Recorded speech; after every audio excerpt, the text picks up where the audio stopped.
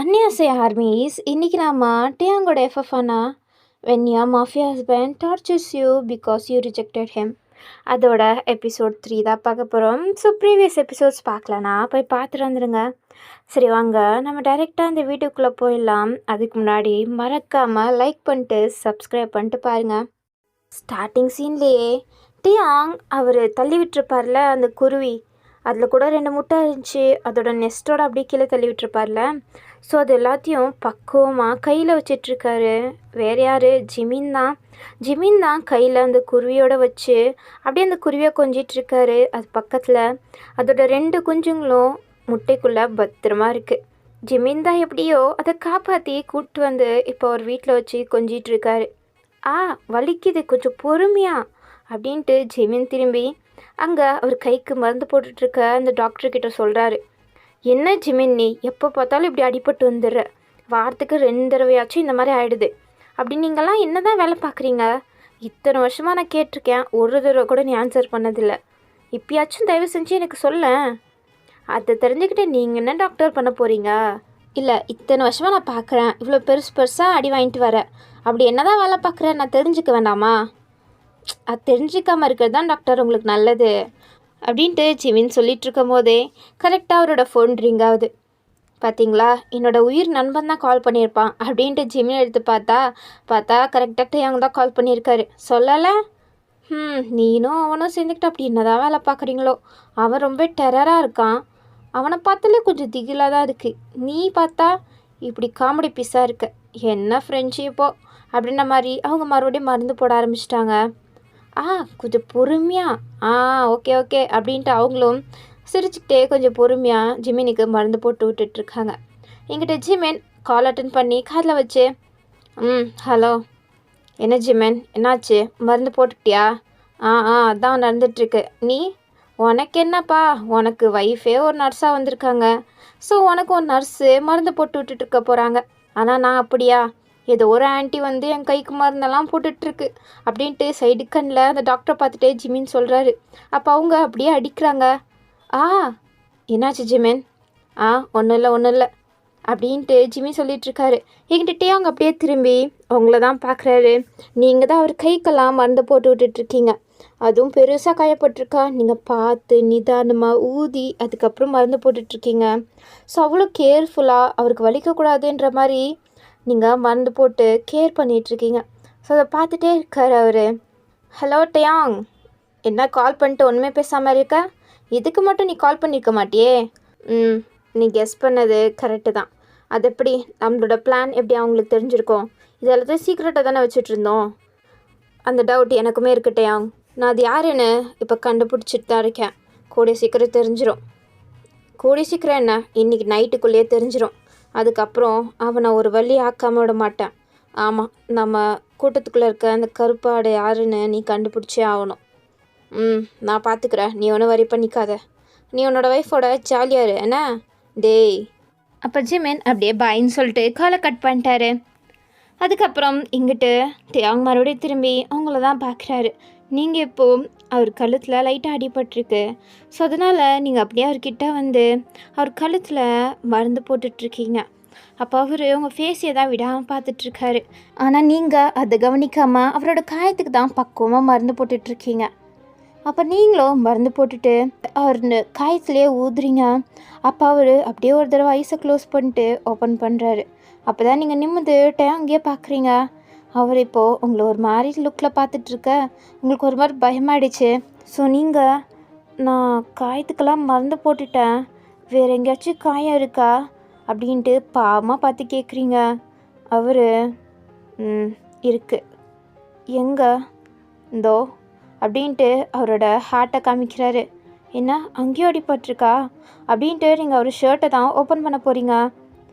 இல்லை, என் மனசு தான் வலிக்குது. மனசா அப்படின்ட்டு நீங்கள் டேயாங்க தான் பார்க்குறீங்க. அப்போ அவர் அப்படியே உங்களை அந்த சோஃபாவில் பின் பண்ணி உங்கள் மேலே வந்து உங்களையே பார்த்துட்ருக்காரு. நீங்கள் ஷாக்காகி போய் அவரையே பார்க்குறீங்க. என்னாச்சு? என்னாச்சா? எல்லாம் ஒன்றால தான் நான் இப்படி இருக்கேன். என்ன, நான் என்ன பண்ணேன்? என்னாலேயே உங்களுக்கு காயெல்லாம் பட்டுச்சு அப்படின்ட்டு புரியாமல் நீங்கள் கேட்குறீங்க. ஆமாம், உன்னால் மட்டும்தான் என் மனசு ஃபுல்லு காயமாக இருக்குது. நான் எதுவுமே பண்ணலையே. நீ எதுவுமே பண்ணலையா? நீ எதுவுமே பண்ணலையா வயன்? இல்லை, நான் என்ன பண்ணேன்?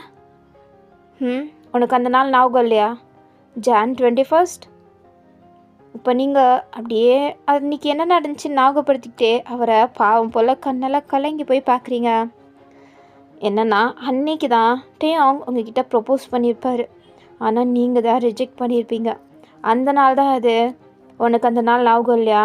அதுக்கு முன்னாடி நம்ம எவ்வளோ ஹாப்பியாக இருந்தோன்னு உனக்கு ஞாபகம் இல்லையா? எதுவுமே ஞாபகம் இல்லைன்னு சொல்ல போறியா வயன்? இல்லை டேயாங், நான் அது அப்படின்ட்டு நீங்கள் அப்படியே தடுமாறுறீங்க. ஸோ அப்போ டேயாங் அப்படியே உங்களை விட்டுட்டு அங்கேருந்தே எழுந்திரிச்சு வெளில கிளம்பி போயிட்டார். நீங்கள் அப்படியே எழுந்திரிச்சு பொறுமையாக உட்காந்து நீங்கள் அப்படியே யோசிக்கிறீங்க.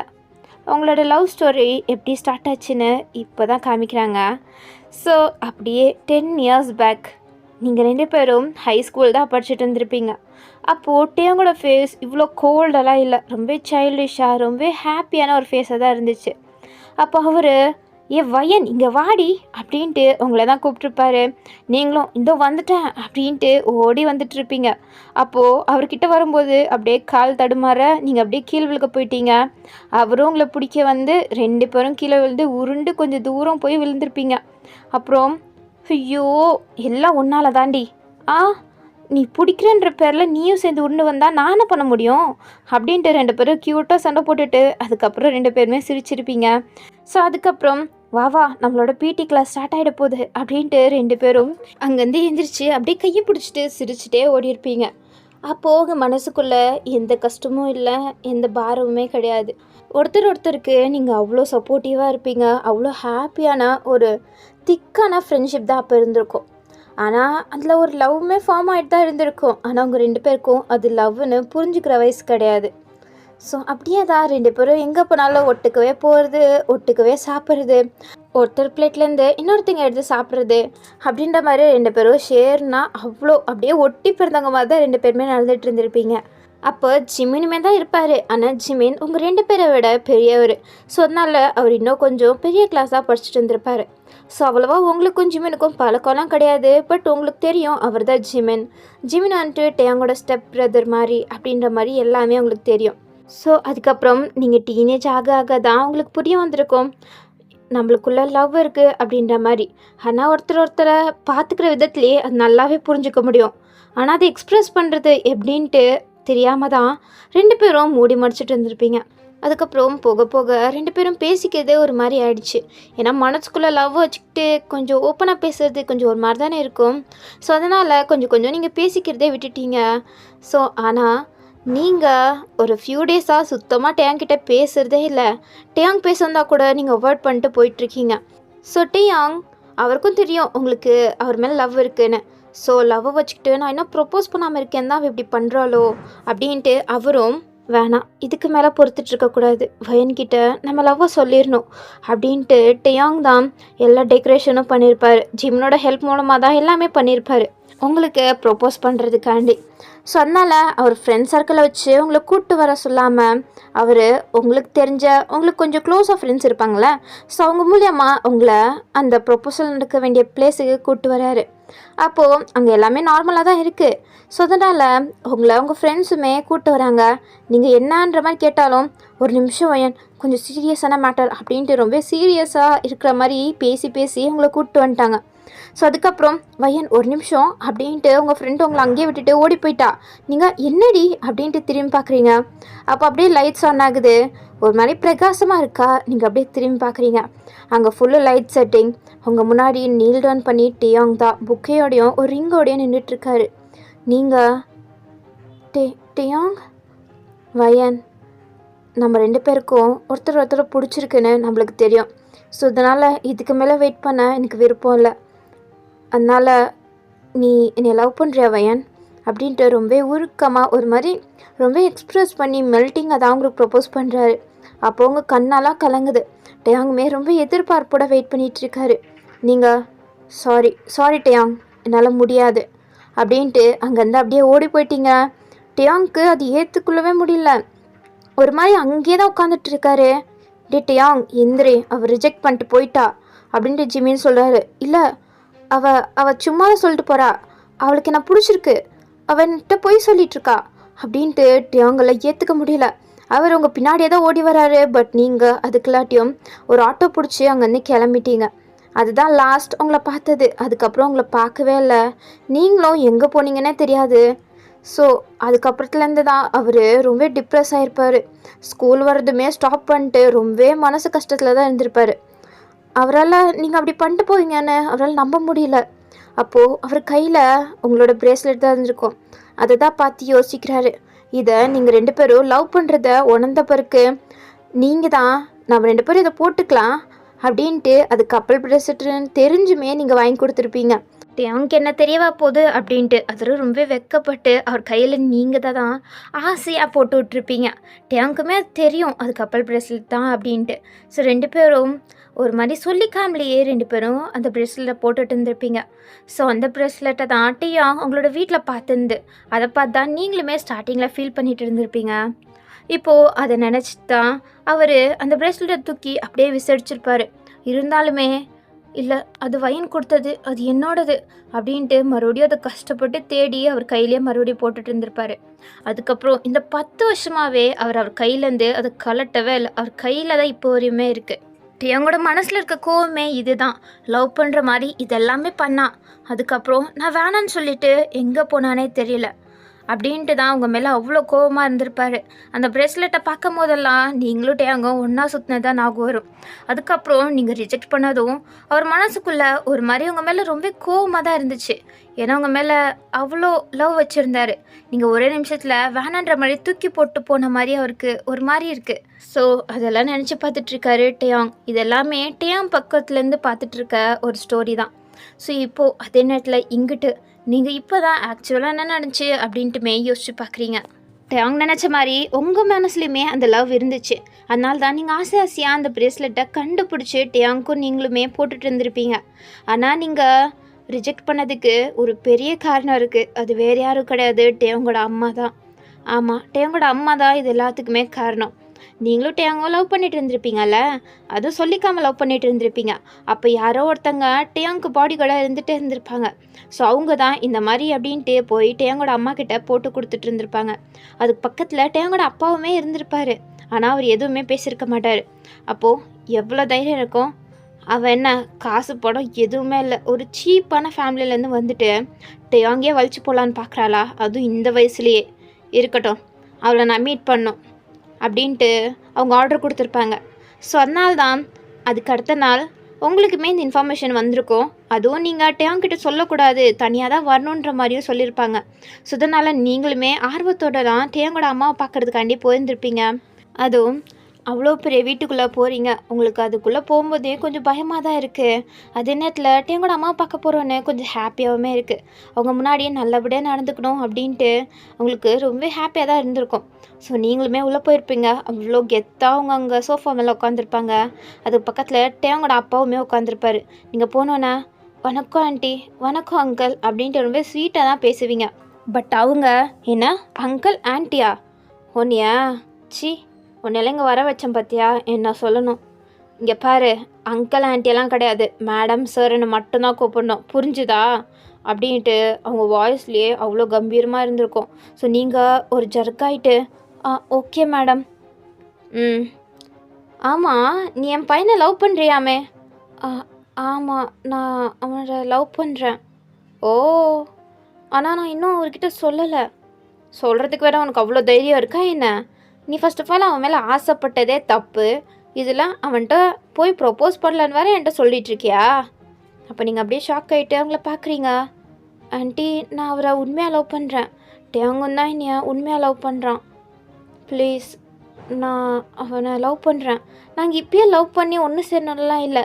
நாங்கள் படிச்சுட்டு ஒரு பெரிய வேலைக்கு போன பிறகு நாங்கள் 2 பேரும் லவ் பண்ணி அதுக்கப்புறம் மேரேஜ் பண்ணிக்கிறோம். ஏன்னா இவ்வளோ பிளான்ஸ்லாம் வேறு இருக்கா? ஆனால் அதெல்லாம் நடக்க போகிறதே இல்லை. உன்ன மாதிரி ஒன்றுமே இல்லாத ஒரு பொண்ணுக்கெல்லாம் டேயாங்கோ கொடுப்பேன்னு எதிர்பார்க்குறியா? அவனுக்கு இப்பயே எத்தனையோ பொண்ணுங்க, அது கோடிக்கணக்காக சொத்து வச்சுருக்கவங்க இப்பயே சம்மந்தம் பேசிகிட்டு இருக்காங்க அவன் ஃப்யூச்சருக்காண்டி. ஆனால் நீ ஒன்றுமே இல்லாமல் டேங் மேலே ஆசைப்படுறதே தப்புன்றேன். இதெல்லாம் ஃப்யூச்சரில் மேரேஜ் பண்ணி பண்ணுற லெவலுக்கெல்லாம் பேசிகிட்டு இருக்க. அதெல்லாம் நடக்க போகிறதே கிடையாது. அதுவே டேங்கே வந்து உனக்கு ப்ரப்போஸ் பண்ணி நீங்கள் 2 பேரும் அக்செப்ட் பண்ணிட்டு லவ் பண்ணிட்டு இருந்தீங்கன்னு வச்சுக்கோ, உனக்குன்னு அப்பா மட்டும்தானே இருப்பார். ஸோ அவர் உயிரோடு இருக்கணுமா வேணாமான்னு நீயே முடிவு பண்ணிக்கோ. அதுக்கப்புறம் இப்போ ஹாஸ்பிட்டலில் வேறு இருக்காரு, அவருக்கு வேறு சிவியர் கண்டிஷன்னு. ஸோ அவர் ட்ரீட்மெண்ட்டுக்கு வேறு உனக்கு காசு தேவைப்படுது. ஸோ என்ன பண்ணுற, இந்தோ அப்படின்ட்டு அவங்க அப்படியே ஒரு செக் எழுதி அவங்க முன்னாடி இருக்க டேபிளை வச்சுட்டு, இந்த செக்கை எடுத்துக்கோ, டேங்க விட்டுட்டு ஒரேடியாக போயிடு. உன் அப்பாவோட ட்ரீட்மெண்ட் எல்லாத்துக்குமே இந்த காசு போதுமானது. உனக்கு தேவையானா எவ்வளோ பெரிய டாக்டர் வேணுனாலும் நான் இறக்குறேன். ஆனால் நீ டேங்க விட்டு மட்டும் போயிடு அப்படின்ட்டு கொஞ்சம் கூட மனசாட்சி இல்லாமல் சொல்லிட்டு இருக்காங்க. உங்கள் கண்ணெல்லாம் கலங்கி நீங்கள் அழுதுகிட்டே அவங்கள தான் பாவம் போல் பார்க்குறீங்க. இப்படி பார்த்தா மட்டும் நான் மனசறிஞர்வேன்னு நினைக்காத. நான்லாம் கல் நெஞ்சுக்காரி. எனக்கு என் பையனை விட என் குடும்ப கௌரவம் தான் முக்கியம். அதனால அவனுக்கு எந்த மாதிரி பொண்ணு சரிப்பட்டு வரும்னு நான் தான் முடிவு எடுப்பேன். அவனுக்கு முடிவெடுக்கிற சாய்ஸை நான் கொடுக்கவே கிடையாது. உன்னை வேணால் டைம் பாஸுக்கு வச்சுட்டு சுற்றிட்டு இருப்பான். இல்லை, அவங்க என்னை டைம் பாஸுக்கு ஒன்றும் லவ் பண்ணல, அவன் என்னை உண்மையாக தான் லவ் பண்ணிகிட்ருக்கான். சரி, இருந்துட்டு போகுது, பரவாயில்ல. ஆனால் சின்ன வயசுலேருந்து நான் சொன்னதை மட்டும்தான் அவன் செஞ்சுருக்கான். இதுக்கப்புறமாவே அதே தான் நடக்க போகுது. ஸோ இதுக்கப்புறம் உன்னோட சாய்ஸ் தான் அப்படின்ட்டு கால் மேலே கால் போட்டு உட்காந்துட்ருக்காங்க.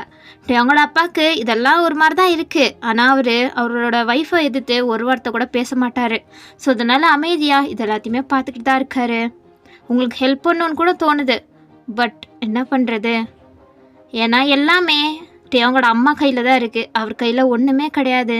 ஸோ அதனால் அமைதியாக அவர் உட்காந்துட்ருக்காரு. நீங்கள் ஒரு மாதிரி அந்த செக்கி தான் பார்த்துட்ருக்கீங்க. இங்கே பாரு, உனக்கு கொஞ்சமாச்சும் மனசாட்சி இருக்குதுன்னு நினைக்கிறேன். நீ சொன்னலத்தனமா டேங்க சூஸ் பண்ணி இந்த சொத்துக்கெல்லாம் ஆசைப்பட்டேன்னு வச்சுக்கோ, உன் அப்பா அவ்வளோதான், அப்படியே மேலே போயிடுவார். உன்னோட இஷ்டம்ப்பா, எனக்கு ஒன்றும் இல்லை. நீ அப்படியே டேங்க சூஸ் பண்ணால் கூட உன்னைய டேங்க கூட நிம்மதியாக வாழ விட மாட்டேன். அவனே உன்னைய வெறுத்து அப்படியே தூக்கி விசடிக்கிற நிலைமைக்கு பண்ண வச்சிடுவேன், ஞாபகம் வச்சுக்கோ அப்படின்ட்டு எங்கே போனாலும் செக்மேட் வச்ச மாதிரி அவங்க பண்ணிகிட்டே இருக்காங்க. நீங்களும் உங்களுக்கு உங்கள் அப்பா தானே முக்கியம். ஸோ அதனால நீங்கள் அந்த செக் எடுத்துகிட்டு அங்கேருந்து அப்படியே அமைதியாக கிளம்பிட்டீங்க. சொன்னேன் இல்லைங்க, இவெல்லாம் இப்படி தான், இந்த மாதிரி சீப்பான பொண்ணுங்களுக்கு காசு தான் முக்கியம் அப்படின்ட்டு இன்னமே உங்களுக்கு கேவலமாக தான் பேசுகிறாங்க.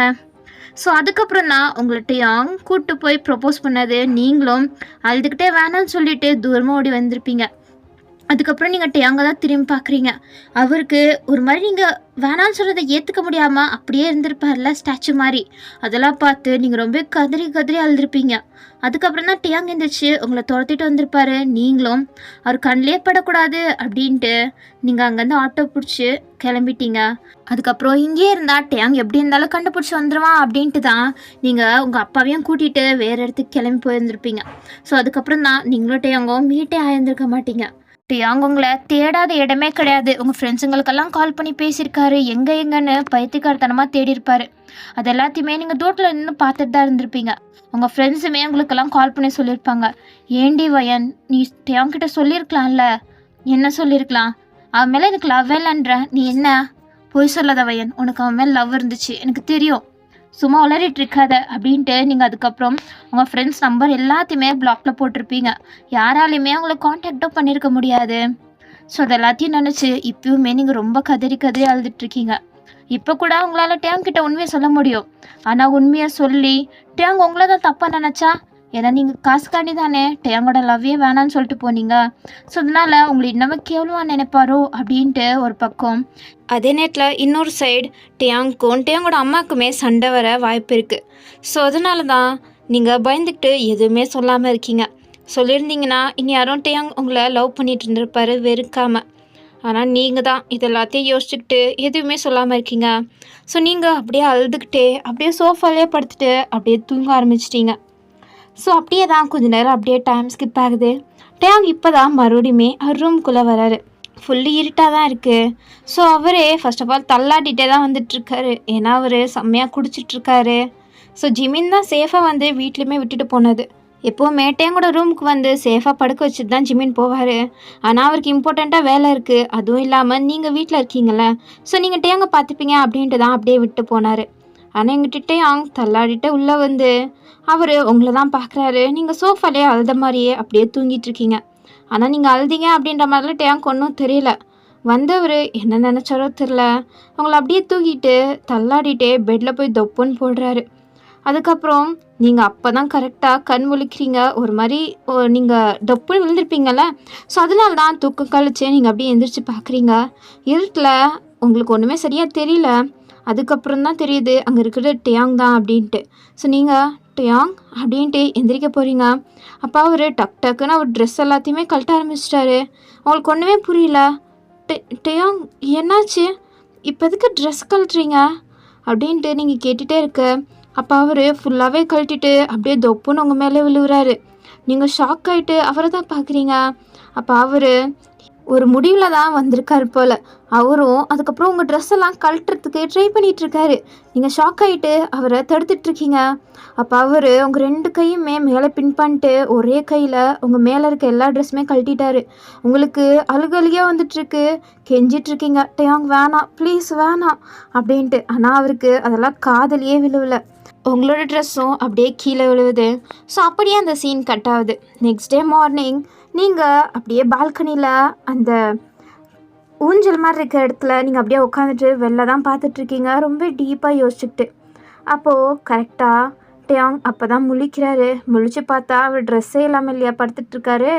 ஸோ அதனால் அவரை பார்த்து அவரே ஷாக் ஆகுறாரு. நேற்று என்ன நினச்சின்னு அவருக்கு சுத்தமாகவே ஞாபகம் இல்லை.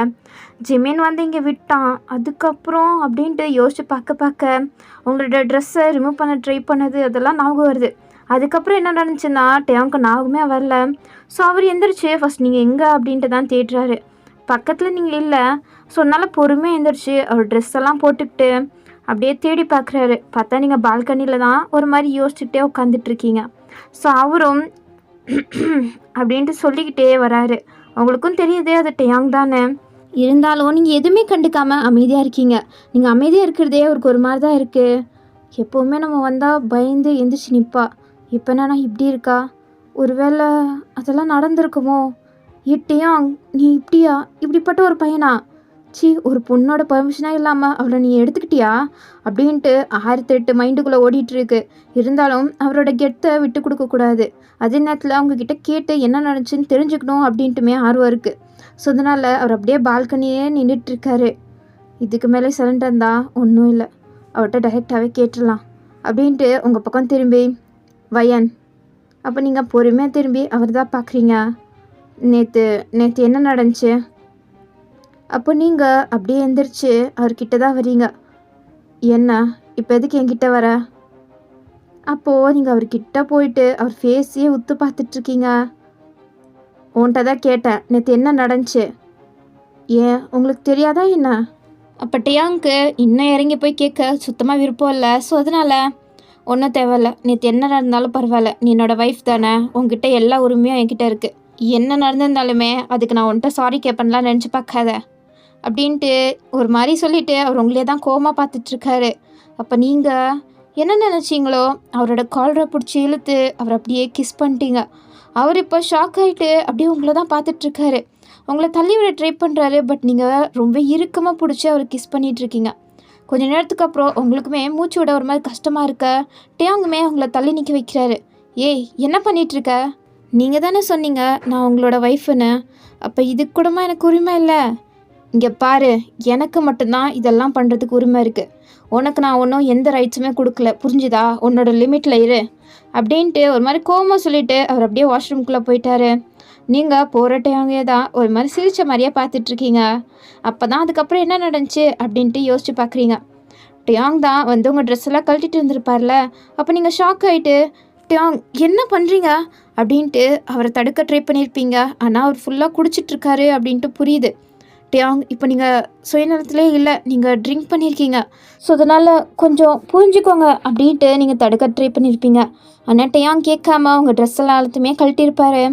ஆனால் உங்களோட மேலே இருக்க ட்ரெஸ்ஸை மட்டும் கழட்டிட்டு அதுக்கப்புறம் உங்களை இழுத்து அவர் மேலே போட்டுக்கிட்டு அப்படியே டைட்டாக ஹக் பண்ணி தூங்க ஆரம்பிச்சிட்டாரு. உங்களுக்கு ஒன்றுமே புரியலை, என்ன இவர் என்ன பண்ணுறாரு அப்படின்ட்டு உங்களுக்கு ஒன்றுமே புரியல. ஏன்னா அவர் ஒரு மாதிரி வேகமாக உங்கள் ட்ரெஸ்ஸெல்லாம் கழட்டிட்டு இருந்திருப்பாரு. நீங்கள் கூட ரொம்ப பயந்துருப்பீங்க, ஏதாச்சும் நடந்துருமோ அப்படின்ற மாதிரி. ஆனால் இப்போ என்னன்னா உங்களை டைட்டாக ஹக் பண்ணி தூங்கவே ஆரம்பிச்சிட்டாரு. அதுவும் உங்களால் அசையவே முடியாத அளவுக்கு டைட்டாக ஹக் பண்ணி தூங்கிட்டு இருக்காரு. உங்களுக்கு ஒன்றுமே புரியல. என்ன நடக்குது, இப்போ என்ன நடந்துச்சு அப்படின்ட்டு உங்களால் யோசிச்சு பார்க்கவே முடியல. ஸோ அதனால் நீங்களும் அப்படியே டியாங்கோட ஃபேஸையே தான் பார்த்துட்டே இருக்கீங்க. அப்போ டியாங்கும் போதையிலேயே ஏதோ புலம்ப ஆரம்பிக்கிறாரு. நீங்களும் என்னன்ற மாதிரி கேட்குறீங்க. வயன், நீ அன்றைக்கி என்னை விட்டு போகும்போது எனக்கு எவ்வளோ கஷ்டமாக இருந்துச்சு தெரியுமா? நான் தேடாத இடமே கிடையாது. நீ என்னோடய லைஃப்பில் வரும்போது தான் என்னோடய லைஃப்கே ஏதோ வெளிச்சம் கொடுத்த மாதிரி இருந்துச்சு. ஆனால் நீ என்னை விட்டு போகும்போது அது எல்லா வெளிச்சத்தையுமே நீ ஒரேடியாக எடுத்துகிட்டு போயிட்ட. அதுக்கப்புறம் ஒரு மாதிரி இருட்டிலே தான் நான் வாழ்ந்த மாதிரி இருந்துச்சு. நீ வரத்துக்கு முன்னாடி வரையுமே எங்கள் அம்மாவோட கண்ட்ரோலில் தான் நான் இருந்தேன். அவங்க சொல்கிறத மட்டும்தான் நான் செய்யணும். என்னோடய லைஃப்பில் ஒரு என்ஜாய்மெண்ட் கிடையாது, எதுவுமே கிடையாது. ஆனால் நீ வந்த பிறகு தான் நான் சிரித்தேன், நான் ஹாப்பியாக இருந்தேன். அவங்க கூட இருக்கும்போது மட்டும்தான் என்னோடய லைஃப் ரொம்ப ஹாப்பியாக இருந்துச்சு. அதுக்கப்புறம் நான் எவ்வளோ கஷ்டப்பட்டேன் தெரியுமா நீ இல்லாத போது. எனக்கு அந்த வாழ்க்கையே பிடிக்கல, இருக்கிறதுக்கு சித்தர்லாம் போல் இருந்துச்சு. ஆனால் நீ ஒரு நாள் மறுபடியும் என்னை தேடி வருவேன்னு தான் உனக்காண்டு வெயிட் பண்ணிட்டு இருந்தேன். ஆனால் இப்போது 10 வருஷம் ஆச்சு. அந்த 10 வருஷத்தில் உன் மேலே இருந்த லவ் எனக்கு உன் மேலே இருந்த ஒரு கோவமாக தான் மாறிடுச்சு. என்கிட்ட என்ன ரீசன்னே சொல்லாமல் என்னை பிரிஞ்சு போனது எனக்கு எவ்வளோ கஷ்டமாக இருந்துச்சு தெரியுமா? அதனால மட்டும்தான் உன்னைய நான் கஷ்டப்படுத்தணும், நான் அனுபவிச்ச கஷ்டத்தை எல்லாத்தையுமே நீயும் அனுபவிக்கணும் அப்படின்ட்டு நினச்சி தான் உன்னை நான் இப்போ மேரேஜ் பண்ணிக்கிட்டேன். ஆனால் இப்போ வரையுமே உன்னை கஷ்டப்படுத்த என்னால் முடியல வயன். ஏன்னு எனக்கு இப்போ வரையும் தெரியல அப்படின்ட்டு ஒரு மாதிரி உளறிட்டே இருக்கார். உங்களுக்குமே ரொம்ப கஷ்டமாக இருக்குது. அவரோட ஃபேஸே ரொம்ப டல்லாக தான் இருக்குது. நீங்கள் அதை பார்த்துக்கிட்டே சாரி டயாங், எனக்கு புரியுது எல்லாமே என்னால் தானே. என்னால் தான் நீங்கள் இவ்வளோ கஷ்டப்படுறீங்க. நான் உண்மையாக சொன்னால் பெரிய பிரச்சனை ஆகிடும். அதனால தான் நான் இப்போ வரையுமே உண்மையாக சொல்லாமல் அமைதியாக இருக்கேன். ஒரு நாள் உங்களுக்கே உண்மை தெரிய வரும், அப்போ நீங்கள் என்னை புரிஞ்சுப்பீங்க அப்படின்ட்டு அவங்க டைட்டாக ஹக் பண்ணி நீங்களுமே அதுக்கப்புறம் தூங்க ஆரம்பிச்சிருப்பீங்க. அவ்வளோதான் நடந்திருக்குமே. ஸோ டியாங் தான் தேவையில்லாமல் எதுவுமே யோசிச்சுட்டு இருந்திருப்பாரு. நீங்களும் அதெல்லாம் உண்மை மாதிரியே நடந்துட்டு இருந்திருப்பீங்க. ஸோ அதெல்லாம் யோசிச்சு பார்த்துட்டு நீங்கள் டியாங், இதுக்கப்புறம் நீங்கள் கவலைப்படாதீங்க. நீங்கள் எப்படிப்பட்ட டியாங்னு எனக்கு தெரியும். பழைய டியாங்க நான் மறுபடியும் கொண்டு வருவேன். என்னோட டியாங்க மறுபடியும் நான் கொண்டு வருவேன். இந்த மாதிரி அரகண்ட்டாக இருக்கிற டியாங் என்னோட டியாங் கிடையாது. எனக்கு தெரியும் உங்கள் மனசுக்குள்ளே இன்னும் என் மேலே லவ் இருக்குதுன்னு. அதை நான் எப்படி கொண்டு வரேன்னு மட்டும் பாருங்கள் அப்படின்ட்டு நீங்கள் இங்கிட்ட சபதம் எடுத்துகிட்ருக்க. இங்கிட்டு டியாங் தான் பாவம் வாஷ்ரூம்குள்ளே வந்துட்டு அவராக இதெல்லாம் பண்ணது அப்படின்ட்டு அவரால் நம்பவே முடியல. எப்படா டியாங், நீ போதையில் இருந்தாலும் நல்லா தானே ஸ்டெடியாக இருப்ப, ஆனால் நேற்று எப்படி இதெல்லாம் நடந்திருக்கும் சே அப்படின்ட்டு அவர் ரொம்ப ஃபீல் பண்ணுறாரு. அவராக இப்படி பண்ணதுன்னு அவரால் இப்போ வரையுமே சுத்தமாகவே நம்ப முடியல. ஸோ அவர் அப்படியே போய் அங்கே நின்றுட்டு கோல்ட் ஷவர் எடுத்துகிட்ருக்காரு. 1 மணி நேரத்துக்கு மேலே அங்கே தான் நின்றுட்டுருக்காரு. ஏன்னா அதெல்லாம் நடந்திருக்கும் அப்படின்ட்டு அவரால் நம்பவே முடியல. அதனால தான். ஸோ இங்கிட்டு நீங்கள் வெயிட் பண்ணி பார்க்குறீங்க டியாங் வெளில வருவார் அப்படின்ற மாதிரி. பார்த்தா அவர் வரவே இல்லை. என்ன உள்ளே அப்படி என்ன தான் பண்ணுறாரு அப்படின்ட்டு நீங்கள் ஒரு தடவை நாக் பண்ணுறீங்க. அப்போது டியாங் அப்படியே டோர் ஓப்பன் பண்ணுறாரு. நீங்கள் பார்க்குறீங்க, பார்த்தா அவரோட ஆஃப் பாடி மேலே மட்டும்தான் தெரியுது. அதுவும் ஷர்ட்லெஸ்ஸாக இருக்கார். அதுவும் இல்லாமல் அப்படியே ஒரு மாதிரி ஸ்வெட்டாக ஒரு மாதிரி இருக்காரா. நீங்கள் அப்படியே விடாமல் அவரோட பாடியவே ஒரு மாதிரி குறுன்னு பார்த்துட்ருக்கீங்க. அவருக்கே ஒரு மாதிரி ஆயிடுச்சு. என்ன எதுக்கு நாக் பண்ண? இல்லை, அது நீங்கள் போய் ரொம்ப நேரம் ஆச்சு, இன்னும் வரலை, அதனால தான். அப்போ அவர் உங்களை ஒரு மாதிரி முறைச்சிட்டு மறுபடியும் டோரை க்ளோஸ் பண்ணிட்டு உள்ளே போயிட்டார். என்ன நான் இப்போ என்ன தப்பாக கேட்டுட்டேன் அப்படின்ட்டு கொஞ்சம் நேரம் நீங்களும் அங்கிட்டும் இங்கிட்டும் தெரிஞ்சுட்டு மறுபடியுமே டோர் நாக் பண்ணுறீங்க. அப்போது உள்ளேருந்து டேங்கோட சவுண்ட் மட்டும்தான் வருது. என்ன வேணும் உனக்கு?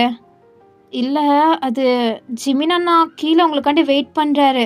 அதுக்கப்புறம் அங்கிட்டேருந்து எந்த சவுண்டுமே வரல.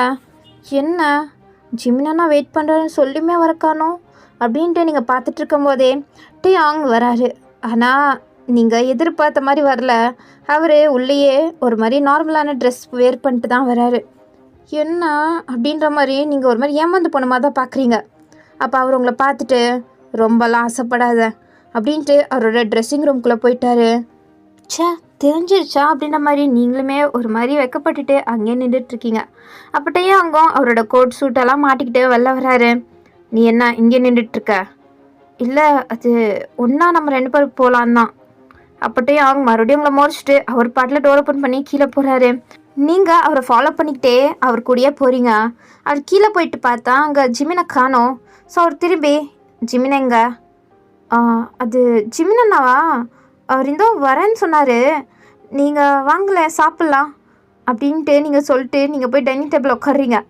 என்ன அப்படின்ட்டு டேங்க் ஒன்றும் புரியலை. அமைதியாக அவரும் வந்துட்டு டைனிங் டேபிள் உட்கார்றாரு. அப்போ நீங்கள் தான் இன்றைக்கி நம்ம ஆர்வமாக எழுந்திரிச்சு டேங்க்கு பரிமாறுறீங்க. அவருக்கு இது ஒரு நாள் புதுசாக தான் இருக்குது. நேற்று வரையுமே ஒரு மாதிரி இருந்த நீங்கள் இன்றைக்கி என்னென்னா இப்படி பண்ணுறீங்க அப்படின்ட்டு. ஒரு வேளை நேற்று எனக்கும் அவங்களுக்கும் அப்படி நடந்ததுனால ரொம்ப என் மேலே அட்வான்டேஜ் எடுத்துகிட்ருக்காளோ அப்படின்ற மாதிரி தான் உங்களை பார்த்துட்ருக்காரு. நீங்களும் அப்படியே உட்காந்துட்டு சாப்பிடுங்க டேயாங் அப்படின்றீங்க. அப்போ அவர் எனக்கு வேணாம், இல்லை டேயாங் உங்களுக்காண்டி தான் ஆசையாக சமைச்சேன் சாப்பிடுங்க அப்படின்ட்டு நீங்கள் அவ்வளோ ஆசையாக சொல்கிறீங்க. அப்போ அவர் சாப்பிட்ணும் தானே, அதை விட்டுட்டு அப்படியே அந்த பிளேட்டை கீழே விசிறிச்சிட்டாரு. நீங்கள் அப்படியே ஷாக் ஆகிட்டு எந்திரிச்சு நிற்கிறீங்க. அதுக்கப்புறம் கிச்சனில் வேலை பார்க்குற மேட்ஸ் எல்லாருமே ஷாக் ஆகிட்டு எட்டி பார்க்குறாங்க. ரொம்ப ஓவராலாக ஆடிட்டுருக்காத, புரிஞ்சுதா? என்னோடய பொண்டாட்டின்ற உரிமையை நான் உனக்கு கொடுக்கவே இல்லை. நேற்று நடந்தது ஏதோ ஒரு மிஸ்டேக்காக நடந்துருச்சு. அதுக்காண்டி நீ இவ்வளோலாம் அட்வான்டேஜ் எடுக்கணும்லாம் ஒன்றும் அவசியம் இல்லை. மூடிட்டு உன்னோட வேலையை மட்டும் பாரு அப்படின்ட்டு கோமம் சொல்லிவிட்டு அங்கேருந்து அப்படியே போயிட்டாரு. நீங்கள் தான் உங்கள் கண்ணெல்லாம் ஒரு மாதிரி கண்ணீர் ஆகிடுச்சு. அழுக வெளில வரட்டா அப்படின்ற மாதிரி தான் பார்த்துட்ருக்கு. அப்போது உங்களுக்கு ஒரு ஃப்ரெண்டு இருப்பாங்க, கிச்சனில் வேலை பார்ப்பாங்களே, அதில் ஒரு பொண்ணு. அந்த பொண்ணு தான் வந்துட்டு உங்கள் ஷோல்டரில் கை வச்சு, மேடம் நீங்கள் ஒன்றும் அழுவாதீங்க, அது சார் அப்படி தான் அப்படின்ற மாதிரி அந்த பொண்ணு நீங்கள் கஷ்டப்படுவீங்கன்னு தெரிஞ்சு உங்ககிட்ட பேசுகிறா.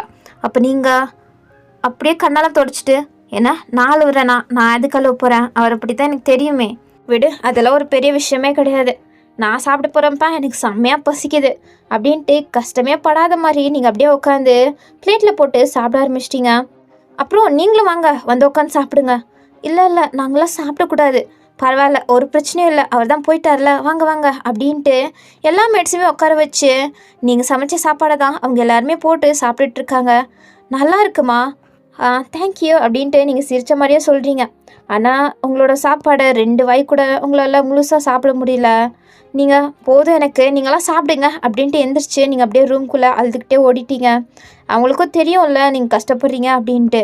இருந்தாலும் நீங்கள் அவங்களுக்கு முன்னாடி தான் சும்மா நடிச்சிருந்துருப்பீங்க, அப்படியெல்லாம் ஒன்றுமே இல்லை அப்படின்ட்டு. ஸோ அவங்களும் போகிறவங்களே தான் ரொம்ப பாவமாக பார்த்துட்ருக்காங்க. நீங்களும் பெட்ரூம் போயிட்டு அப்படியே தொப்புன்னு பெட் மேலே விழுந்து அழுக ஆரம்பிச்சிட்டிங்க. இப்போ தான் நீங்கள் கொஞ்சம் மனசு மாறி அவர் கூட கொஞ்சம் ஹாப்பியாக வாழலாம் அப்படின்ட்டு நினச்சிங்க. ஆனால் அதுக்குள்ளாட்டியும் டேயாங் இப்படி பண்ணுவார்னு நீங்கள் எதிர்பார்க்கல. அதுவும் உங்களை ரொம்ப வெறுக்கிற மாதிரிலாம் அவர் பேசிட்டு போனார். ஸோ அதனால தான் உங்களுக்கு ரொம்ப கஷ்டமாயிடுச்சு. அதே நேரத்தில் இங்கிட்டு டேயாங் அப்போ தான் கரெக்டாக வீட்டை விட்டு வெளில வந்திருப்பாரு. கரெக்டாக ஜிமினும் கார் எடுத்துகிட்டு வந்துட்டார். ஸோ டேயாங்கும் போயிட்டு ஜிமினோட காரில் உட்காந்துட்டு கார் எடு, இருடா நான் போய் என் தங்கச்சியை பார்த்துட்டு வரேன் அப்படின்ட்டு ஜிமின் ஜாலியாக அப்படியே இறங்க போகிறாரு. மூடிட்டு வண்டி எடுன்னு சொல்லிட்டேன் அப்படின்ட்டு கோம்பா டேயாங் சொல்ல. ஸோ ஜிமினும் அமைதியாகிட்டு காரை ட்ரைவ் பண்ணிட்டு போக ஆரம்பிச்சிட்டாரு. அவருக்கு புரியுது ஏதோ உள்ள நடந்திருக்கு, அதனால தான் இவன் இப்படி நடந்துட்டுருக்கான் அப்படின்ட்டு. என்னாச்சுடா, ஏன் இப்படி இருக்க? இங்கே பாரு ஜிமின், உன்கிட்ட பேச எனக்கு விருப்பம் இல்லை, ஸோ அதனால் மரியாதையாக கார் ஓட்டுற வேலையை மட்டும் பாரு அப்படின்ட்டு ரொம்ப டென்ஷனாக தான் டேயாங் இருக்காரு.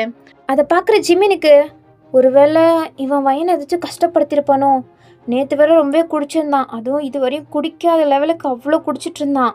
ஒருவேளை வயனை கஷ்டப்படுத்தி அவளுக்கு ஏதாச்சும் ஆயிருக்குமோ அப்படின்ட்டு ஜிமினுக்கு இங்கே பதறிட்டுருக்கு. சொந்த தங்கச்சி மாதிரி அவ்வளோ பதறாரு, உங்களுக்கு ஏதாச்சும் ஆயிருக்குமோ அப்படின்ட்டு. ஆனால் டேயாங் கூட இருக்கும்போது கால் பண்ணி வீட்டில் என்ன நடந்துச்சு அப்படின்ட்டு கேட்க முடியாது. ஸோ அதனால் டேயாங்கை போய் அவரோட ஆஃபீஸில் விட்டுட்டு, ஒரு நிமிஷம்னா நான் வந்து ஜாயின் பண்ணிக்கிறேன், நீ மீட்டிங் போ அப்படின்ட்டு சொல்லிவிட்டு ஜிமின் செப்பரேட்டாக வந்து அங்கே இருக்க ஒரு மேடுக்கு தான் கால் பண்ணி என்னாச்சு அங்கே அப்படின்ட்டு விசாரிக்கும் போது தான் அந்த மேட் நடந்தது எல்லாமே சொல்கிறாங்க. இவன் ஒரு பைத்தியக்காரனாக இருப்பான் போல், அவளே மனசு மாதிரி ஆசையாக சமைச்சு கொடுத்தா இவனுக்குன்னா வலிக்குதான் அப்படின்ட்டு ஜிமினுக்கு டேயாங் மேலே ரொம்ப கோவமாக வருது. சரி ஓகே நான் பார்த்துக்கிறேன், நீங்கள் வைனா கொஞ்சம் பார்த்துக்கோங்க. ஓகே சார் அப்படின்ட்டு காலை கட் பண்ணிட்டு அவர் கோவமாக அந்த மீட்டிங் நடக்கிற இடத்துக்கு தான் வராரு. வந்துட்டு கோவமாக டேயாங்க திட்டலான்ற மாதிரி தான் வருது. ஆனால் அங்கே எவ்வளோ பேர் இருக்காங்க, எல்லாருக்கும் முன்னாடி திட்ட முடியும். ஸோ அதனால் அவர் அமைதியாக அந்த மீட்டிங் அப்போலாம் சைலண்ட்டாக தான் இருந்தார். ஸோ அதுக்கப்புறம் அந்த மீட்டிங் முடிஞ்ச பிறகு தான் டேயாங் என்னடா நினச்சிட்ருக்கோம் மனசில். அப்போ டேயாங் திரும்பி என்ன என்னவா ஏன்டா இப்படி பண்ணுற? வயனே பாவம் மனசு மாதிரி உனக்காண்டி சமைச்சு ஆசாசியாக கொடுத்தா அதை நீ கொஞ்சம் கூட மனசாச்சே இல்லாமல் கீழே தள்ளி விட்டு வந்தியாமே. என்னட்டே அவங்க நினச்சிட்டு இருக்கோம் மனசில்? அப்பட்டையும் அதுக்குள்ளாட்டியும் உனக்கு இன்ஃபர்மேஷன் தெரிஞ்சிருக்கு அப்படின்ட்டனா என் வீட்டில் இருக்கவங்களே எனக்கு துரோகம் பண்ணிட்டு உனக்கு எல்லா இன்ஃபர்மேஷனுமே கொடுக்குறாங்க அப்படி தானே? ஏய் லூசுத்தனமாக பேசிகிட்டு இருக்காதட்டையாங். என்ன நான் லூசுத்தனமாக பேசிகிட்டு இருக்கானா? அவள் புதுசாக என்னமோ என்னோடய ஒய்ஃப் மாதிரி என் மேலே இருக்க எல்லா உரிமையும் அவளுக்கு தான் இருக்கிற மாதிரி நடந்துக்கிறா. அதெல்லாம் என்னால் ஏற்றுக்க முடியாது. அதனால தான் நான் அப்படி நடந்துக்கிட்டேன். ஏண்டாட்டி அவங்க இப்படி நடந்துக்கிற? உனக்கு தான் அவளை பிடிச்சிருக்குல்ல, அப்புறம் என்ன? ஏன்னா எனக்கு அவளை பிடிச்சிருக்கா? பிடிச்சி இருந்துச்சு. ஆனால் இப்போ ஒன்றும் எனக்கு அவளை பிடிக்காது. அவளுக்கு நான் அனுபவிச்ச கஷ்டத்தெல்லாம் கொடுக்கணுன்னு தான் ஆசைப்பட்டேன். அதை விட்டுட்டு அவள் கூட ஒன்றும் ஹாப்பியான ஃபேமிலி மாதிரி வாழணும்லாம் எனக்கு எந்த ஆசையுமே இல்லை. புரிஞ்சுதா? அதை கொஞ்சம் உன் மண்டையில் ஏற்றிக்கோ அப்படின்ட்டு டேங் சொல்லிவிட்டு அங்கேருந்து கோபமாக கிளம்பிட்டாரு. இவன்ட்டு என்ன சொல்லி புரிய வைக்கிறது? இவனை ஏமாற்றிட்டு இருக்கான் பைத்தியக்காரன் அப்படின்ட்டு ஜிமினோ இவனை இப்படியே விட்டால் சரிப்பட்டு வராது. இவனுக்கு இவன் எவ்வளோ வயனை லவ் பண்ணுறான் அப்படின்ட்டு புரிய வச்சே ஆகணும் அப்படின்ட்டு எங்கிட்ட ஜிமின் சீரியஸாக ஏதோ பிளான் போட்டுட்ருக்காரு. ஸோ ஓகே, நம்ம இதோட இந்த எபிசோடை முடிச்சுக்கலாம். நெக்ஸ்ட் எபிசோடில் பார்க்கலாம் ஜிமின் எப்படி தான் டியாங்க்கு உங்கள் மேலே இருக்க லவ்வை வெளிக்கொண்டு வராரு அப்படின்ட்டு. அதுவும் இல்லாமல் நீங்கள் எப்போ உண்மையாக டியாங் கிட்ட சொல்லுவீங்க அப்படின்ட்டுமே நம்ம நெக்ஸ்ட் எபிசோட்ஸில் பார்க்கலாம். ஸோ ஓகே, இதோட இந்த வீடியோவை முடிச்சுக்கலாம். ஓகே, உங்களை நெக்ஸ்ட் எபிசோடில் பார்க்குறேன். பாய் பாய்.